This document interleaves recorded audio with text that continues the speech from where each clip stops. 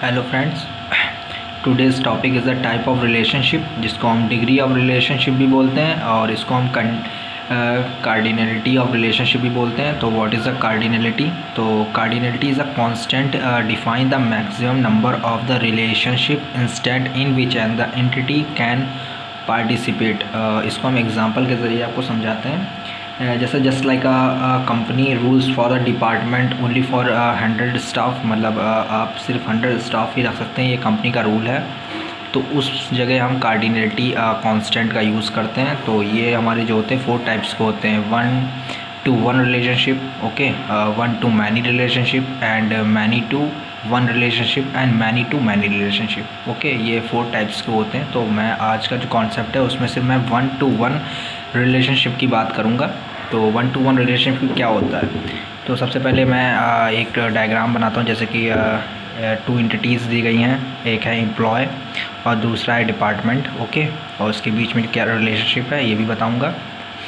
तो फर्स्ट जो है एम्प्लॉय की बात करूँगा। तो जो फर्स्ट एम्प्लॉय है इसका मैं एट्रीब्यूट निकालेंगे। एट्रीब्यूट हम वैसे तो एट्रीब्यूट इलिप्स के फॉर्म में निकालते हैं, लेकिन यहाँ पे हमने टेबल का यूज़ किया गया है, टेबल के फॉर्म में निकालेंगे। तो टेबल के फॉर्म में निकालने के लिए सबसे पहले एम्प्लॉय आईडी, ठीक है, employee ID, employee name and age, okay.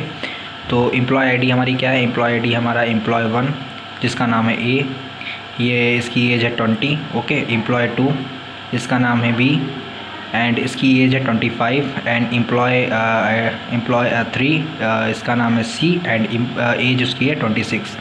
अब आ जाओ एम्प्लॉय 4 पे। एम्प्लॉय 4 का नाम क्या है? बी एंड एज है 25। अच्छा, एक चीज़ आपने नोटिस की, यहाँ पे जो एम्प्लॉय सेकंड है, एम्प्लॉय 4 है, ये इनका जो नेम और इनकी एज दोनों सेम है। तो यहाँ पे हम लोग क्या करेंगे? यहाँ पे हमारा जो है लगेगा यहाँ पे प्राइमरी की। जो हमारा एम्प्लॉय आईडी होता है ये हमारा प्राइमरी की है। प्राइमरी की मतलब क्या होता है? प्राइमरी की मतलब ये मान लीजिए, जैसे कि आप मान लीजिए किसी जैसे आप एक ही जैसा नाम हो जाता है, या फिर एक ही जैसे आप कॉलेज में पढ़ रहे हैं, ठीक है, तो एक ही नाम के बहुत लोग होते हैं, तो उनको कैसे पहचाने? तो उसके लिए रोल नंबर या फिर रजिस्ट्रेशन नंबर यूज़ किया जाता है। तो उसी टाइप से ये एम्प्लॉय आईडी मतलब यहाँ पे प्राइमरी की का यूज़ होता है, वही चीज़ प्राइमरी की होती है। तो ओके, तो इसके लिए हम प्राइमरी की का यूज़ करेंगे, ठीक है। अब आ जाइए हमारा डिपार्टमेंट में। डिपार्टमेंट की जो प्राइमरी की है वो क्या है? डिपार्टमेंट आईडी, ठीक है। तो department ID, department name and location. तो डिपार्टमेंट जो 1 है काहे का है? आईटी सेक्टर का है, जो कि बेंगलोर में है लोकेटेड, ठीक है। तो उसके बाद आ जाते हैं डिपार्टमेंट 2 प्रोडक्शन का, Delhi, okay. And department 3 HR and ये भी सेम प्लेस दिल्ली, ओके। सो अब हम आप इनके बीच का रिलेशनशिप दिखाते हैं। जैसे रिलेशनशिप जिसका नाम मैंने इसको वर्क दे रखा है, आप लोग कोई भी नाम दे सकते हैं।